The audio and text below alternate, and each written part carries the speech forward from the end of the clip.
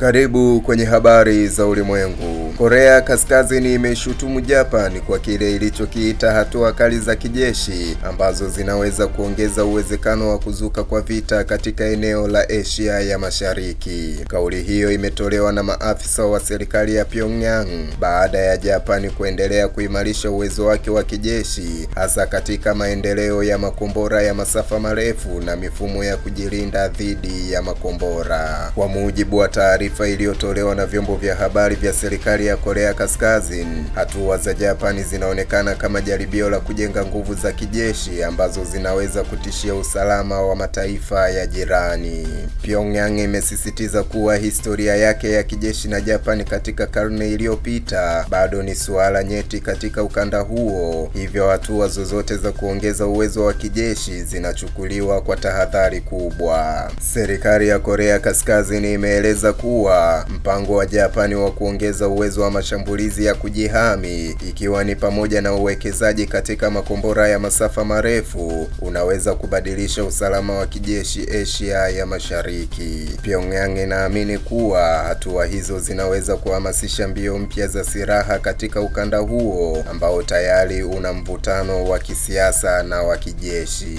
Japani kwa upande wake imekuwa ikisema kuwa mageuzi ya sera zake za ulinzi yanatokana na mazingira mapya ya usalama katika eneo hilo, hasa kutokana na majaribio ya makombora ya Korea Kaskazini na ongezeko la nguvu za kijeshi za China. Serikali ya Tokyo imeeleza kuwa hatua hizo ni za kujilinda na kulinda usalama wa taifa pamoja na washirika wake.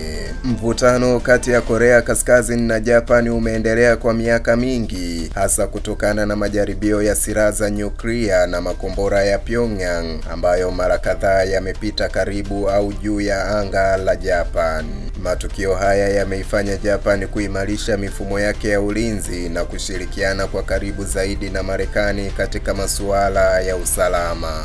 Wachambuzi wa masuala ya usalama wanasema kuwa ongezeko la mvutano kati ya Korea Kaskazini na Japan linaweza kuathiri pia mahusiano ya kijeshi kati ya Marekani, Japan na Korea Kusini. Mataifa hayo matatu yamekuwa yakiongeza ushirikiano wao wa kijeshi kwa lengo la kukabiliana na vitisho vinavyotoka Pyongyang.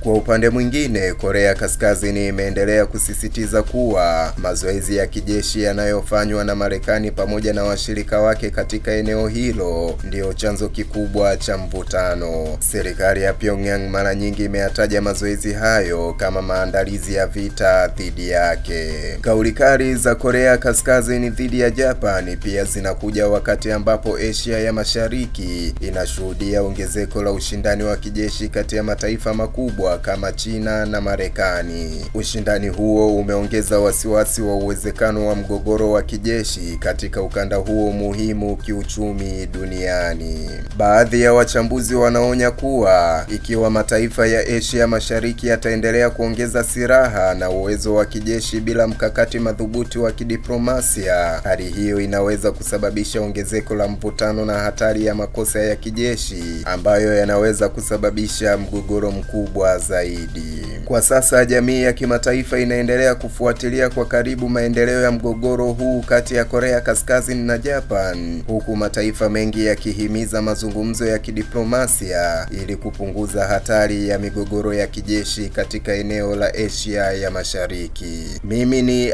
Isaac Samuel na hii ni Vision TV.